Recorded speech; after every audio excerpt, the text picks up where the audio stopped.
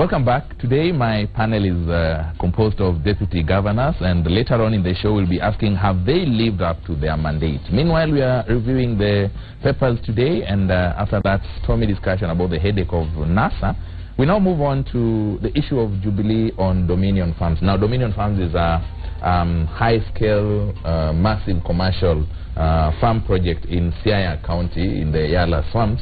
Recently, the proprietor, one Calvin Burgess, came out in a press conference and alluded to aspersions of a lot of corruption in a cartel led by Raila Odinga together with members of his family and people around him. And so yesterday we had the Jubilee side led by Aden Duale, Rafael Tuju and everybody else saying, now this is the time for Raila to come out and come clean on this. I'll start with you. Have you been following the story, and what's your take?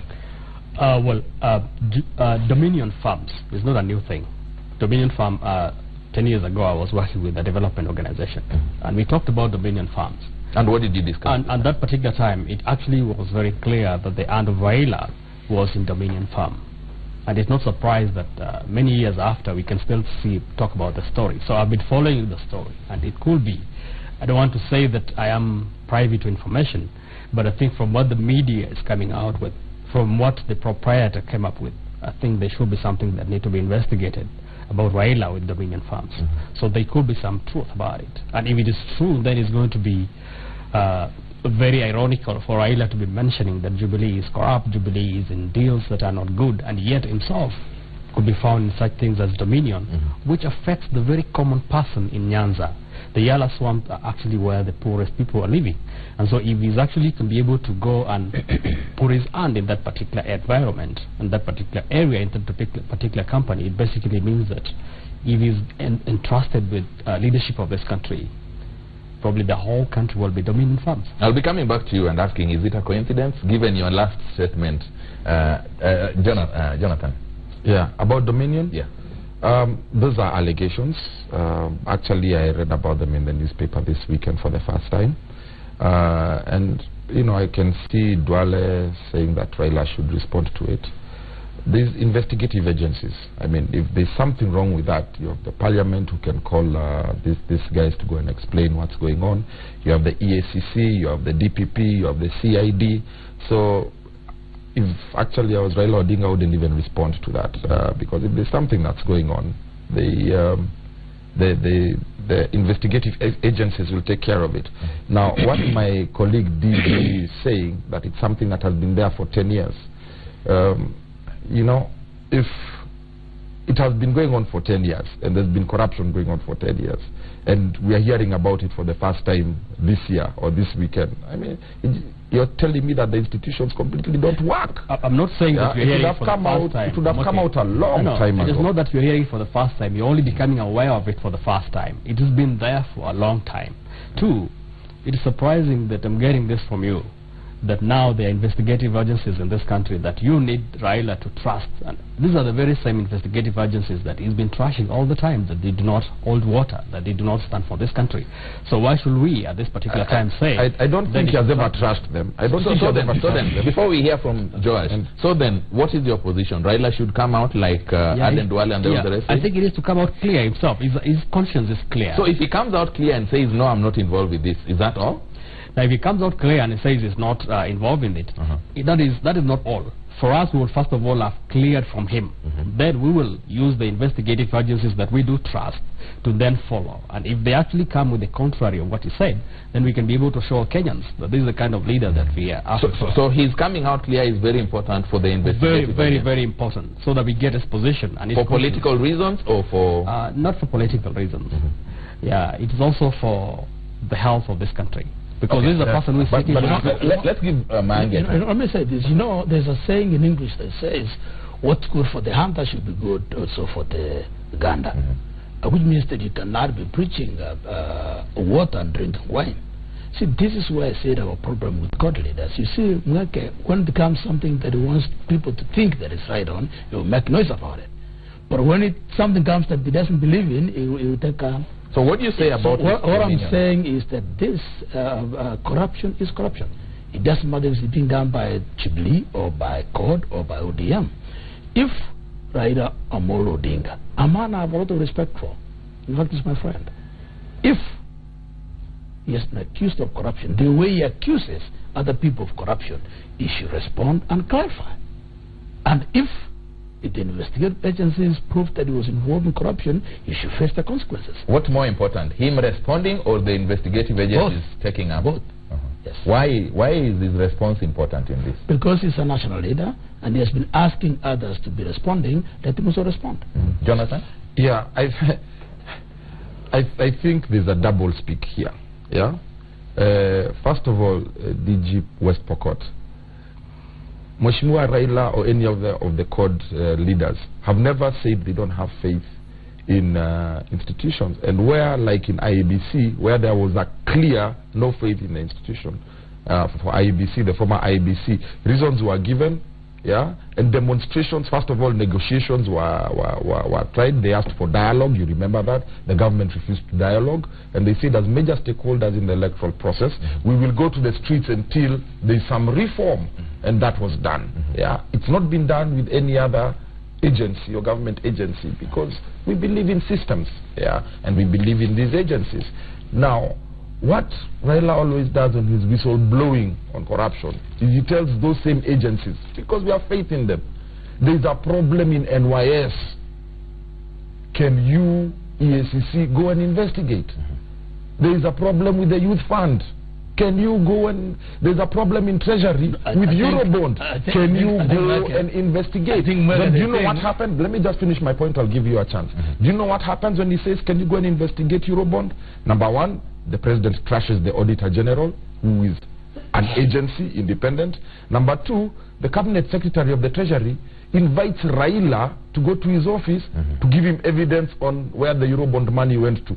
Honestly, Raila is not EACC. Now Raila this is what the story in the Raila Standard is not DPP. This is what the story in the Standard is saying. People. And I quote Aden Duale, majority leader, Raila cannot continuously talk about corruption but fail to address corruption claims touching on him. We want Raila to speak about the scandal, and I challenge him to call a press conference and answer to these allegations, he said. Now, earlier on he had said that Duale, together with Rafael Tuju, had said that we want the Ethics and Anti-Corruption Authority Commission and the Director of Public Prosecutions to start investigations on this matter. I want to ask Mega this. You see, the headline is, Jubilee dares Raila to come clean on the scandal. Tell me what's wrong with that. There's nothing wrong with that, but so what will it help? What are you complaining? What will it help? Let him come clean on the scandal. What will it help? You can come and say no, then what will it help? You don't know what he's going to say. You don't know what he's going to say. You can see very starkly between politics and reason. Politics, Duale is saying, we want Raila hold press conference. Then reason, Tuju is saying, EACC, DPP, do your work. That's reason. So you can just tell Duale is playing complete politics. You don't want to play politics with something as serious as corruption. Titus and Joash. Yes. In the previous story, when we were looking at the issue of defections and all the rest, few people say the rule of law must be upheld. Yes. The law comes first. Yes. Now, in this case, what does the law say? The investigative agencies should come out, regardless of whether he comments or not. Yes. So your desire for his comment is political.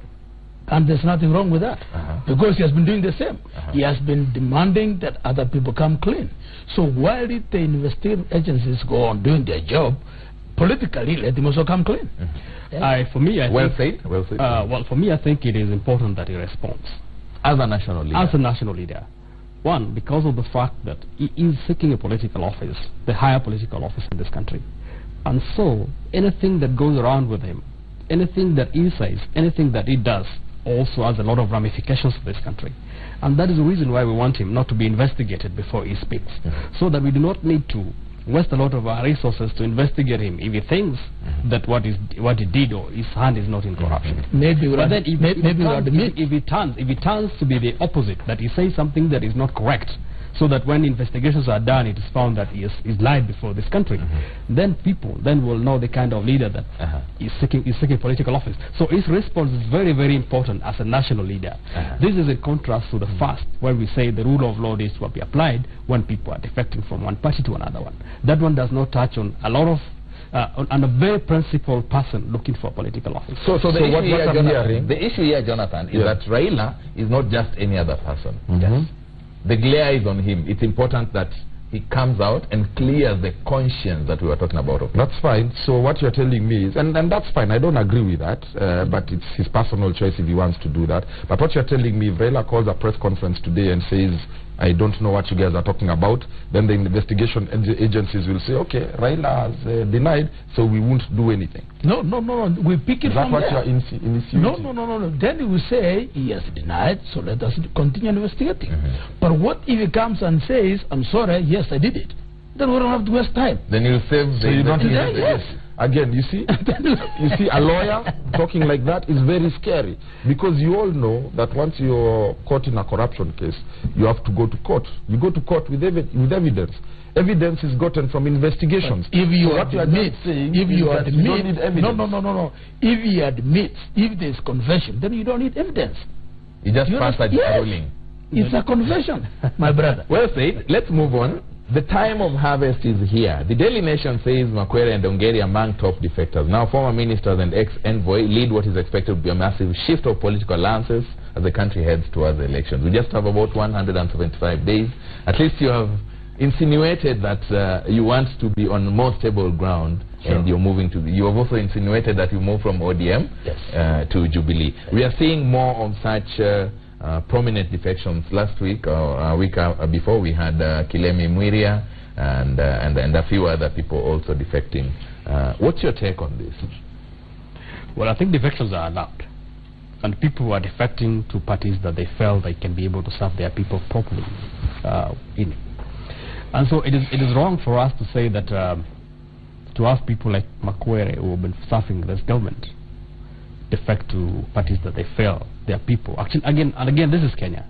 Where we come from dictates which party, for example, you want to, unless you're very strong in terms of your conviction, like Mahangi here. Should that be the case?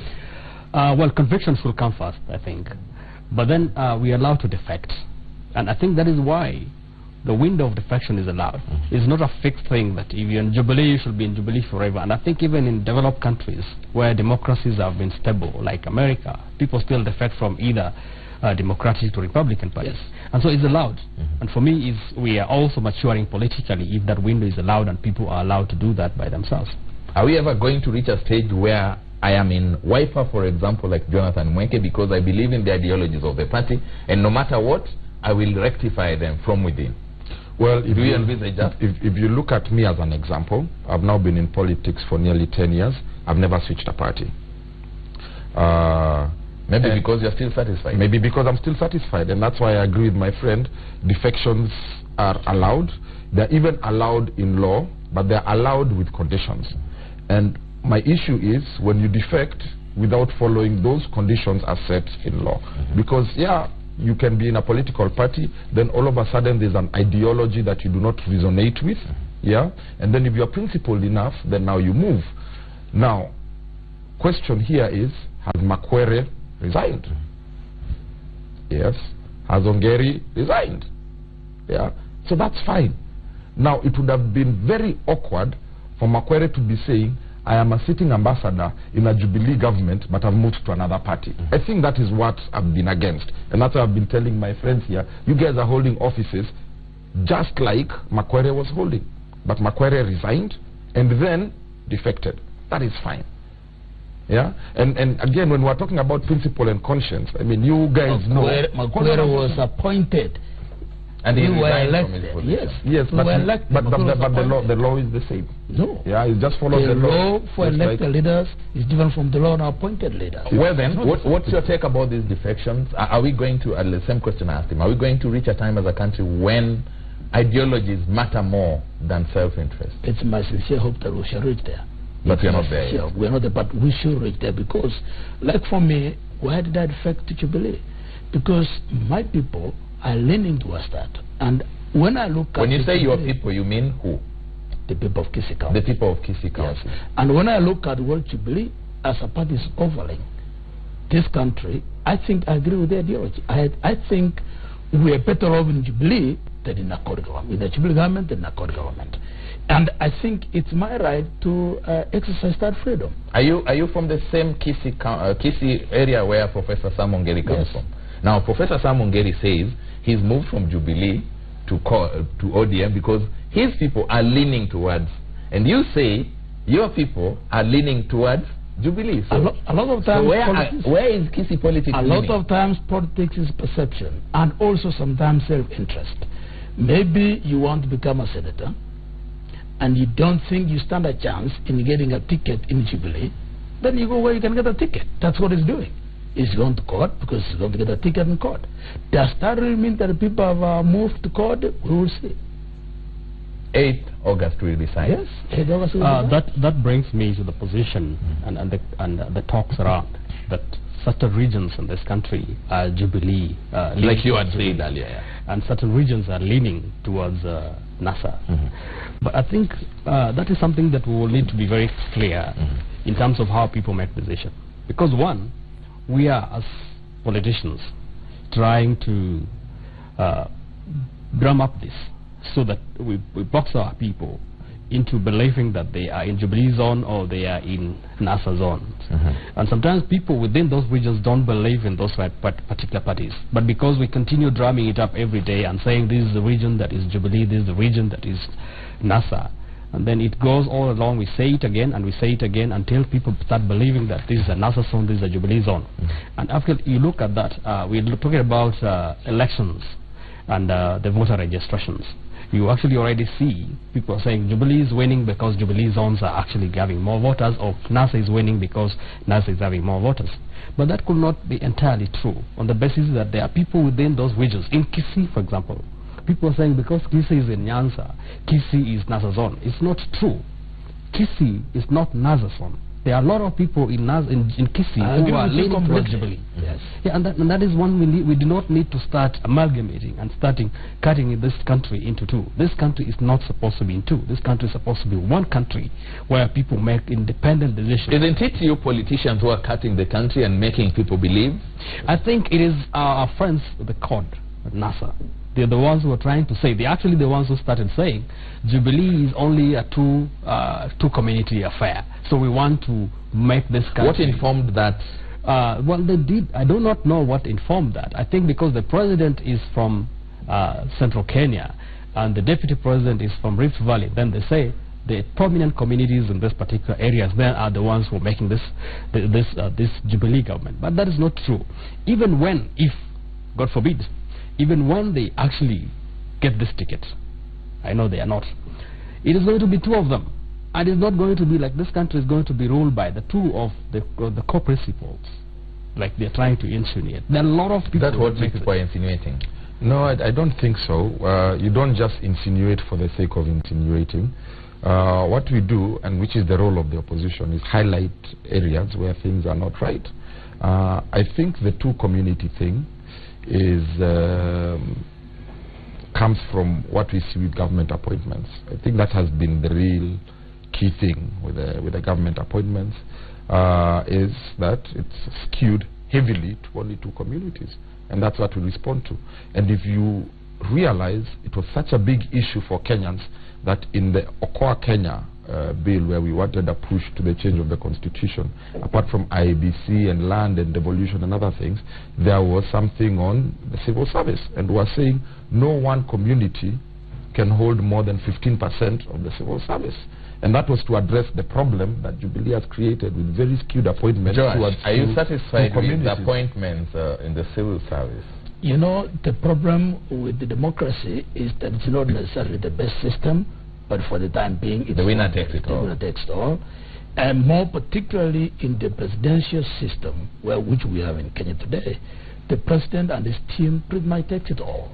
And that is why people scramble to join the president's team. So is that the case now? That, as we speak today, that is the case. And that's why people...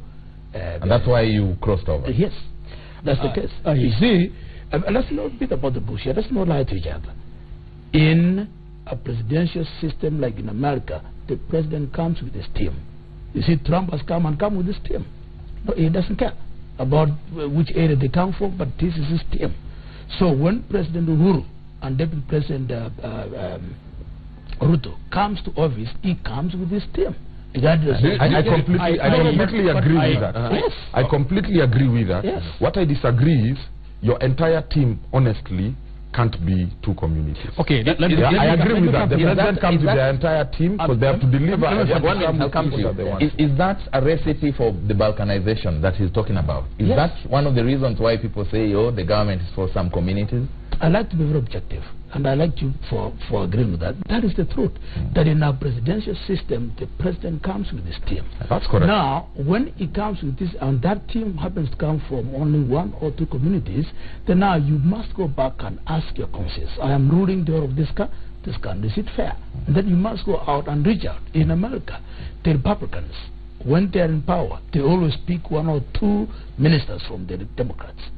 When the Democrats in power, they will speak one or two ministers from the Republican side. So an ideal situation in Kenya will be a situation whereby even if the president and the deputy president are allowed to come in with the entire team, to be nice if they reached out to other communities. And I think they're doing that. Well, I agree on that, but I also have something to say. Please do. One, I think when you appointed a minister, a cabinet secretary, or a permanent secretary, or a director, you're there to serve Kenyans. One, you talked about party principles. If I come in as a president of this country, for example, I come with a team that believes in the principles of my party, the people that believe that this is what I say I'm going to do. So during an election, and I come from areas that do not believe in what the president is standing for, it would be very wrong for me to be appointed at any of this position on the basis that I probably will not stand with the principles and the development directions of this particular president. So how does that work with you and Mangi? Because you were appointed deputy governor by your governor because you belong to the No, we were not appointed. We were elected together. We were elected. It is very clear. I mean, who decides who is going to be my deputy governor? No, you nominate before you get elected. So you play a role in your being elected together. Who was the final word? If you go to the council, Josh, who was population. No. Who has the final word on who is going to be my deputy governor? Let's be very clear about this. The nomination of a running mate. You're not the deputy governor yet. You are running mate. You get nominated by who? By the governor as a running mate. Thank you. And you know the I read my case. You get nominated by the governor. But you get elected together. How does this work for you? You are nominated by your governor. You are nominated by your governor. You say the person you put to serve with you has to be sharing your ideologies. Sure. So how does this work? It does work, because you cannot just come. First of all, let me answer the question that I actually was asked before by my friend. That question is about this country being balkanized into only a two-community affair. And I said the president had no option, the deputy president has no option, because of the fact that the other people who are coming from probably the other communities. I don't want to use communities because I don't want to become part of the politicians that balkanize this country. But they cannot get people from there because of the fact that these people do not believe in the ideologies of this party, and the development directions of this party. True?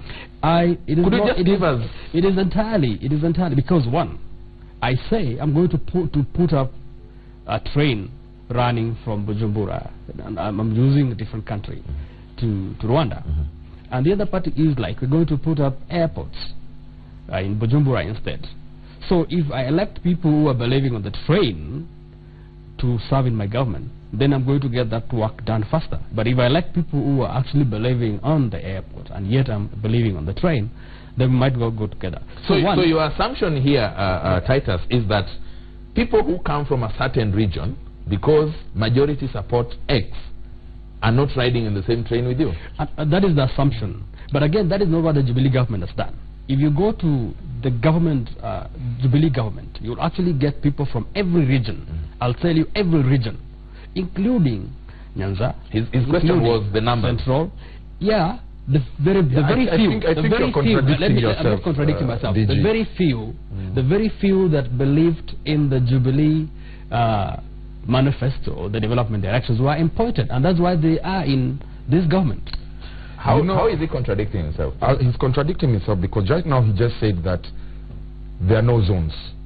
That if you go to Kisii, like he says, even though it's in Nyanza, you find Jubilee supporters. I agree with that completely. Yeah. If you go anywhere, you'll find supporters of other people. And if you look at the election results, you can see that every party got votes everywhere. Yeah, so I agree. I'll give you a very good case of Nairobi, because Nairobi is very cosmopolitan, and what happens in Nairobi is a good indication of what happens in the entire country. Yeah, the balkanization that Jubilee has done just here in Nairobi with these elections is so grave that the president can come to the capital city and speak in his mother tongue. It's so grave that a sitting cabinet secretary, Eugene Wamalwa, can say he stopped vying for governorship in Nairobi on a Jubilee ticket because the Jubilee said that they want one of their own.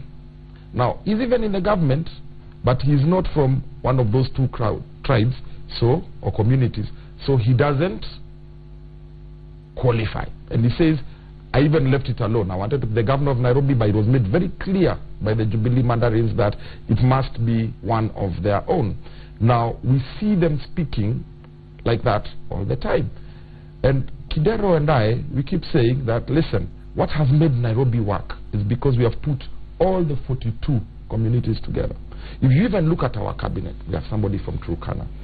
We have 2 people from the Kikuyus who traditionally don't vote with us, but they're in our cabinet because we, number one, follow the law. The County Government Act is very clear on how you should populate your government. There must be equity. The Constitution is very clear as well. So DG Mang, even though you're coming with your team must comprise of people from all over the country. Yeah, that's what the Constitution says. And for us, how we've been able to survive is by putting all the communities together in Nairobi, because if Nairobi doesn't take leadership, you're in trouble. Then you have here your opponents coming to say, no, only one person has the competence to lead Nairobi. And that's the balkanization that we are trying to get rid of. I don't think it is true what you're trying to say. Wamalwa said it. No, it's okay. I'll respond to that. Just like you said, it is not in any record that Kalonzo say that he was going to go alone. So it will also be untrue for you to say, unless we have the clip. Yeah, unless we get the clip. 2, I've said it, and I'll say it again, that Jubilee administration has not balkanized this country into communities. Probably your core Kenya thing was an indicator that we wanted to say that at least 15%, and that is exactly what we actually were saying. Because first, as Kenyans, when we were creating our supreme law, we did not recognize the fact that a political party could be deemed to come from a particular region. Could be deemed, I think the term deem is very important here, to have come from a particular region. And I think even the appointments then are deemed to be coming from those particular regions. But it's not true. I've said, if you go to the cabinet of Jubilee, if you go to all the senior positions of Jubilee, you will actually realize that every community is in.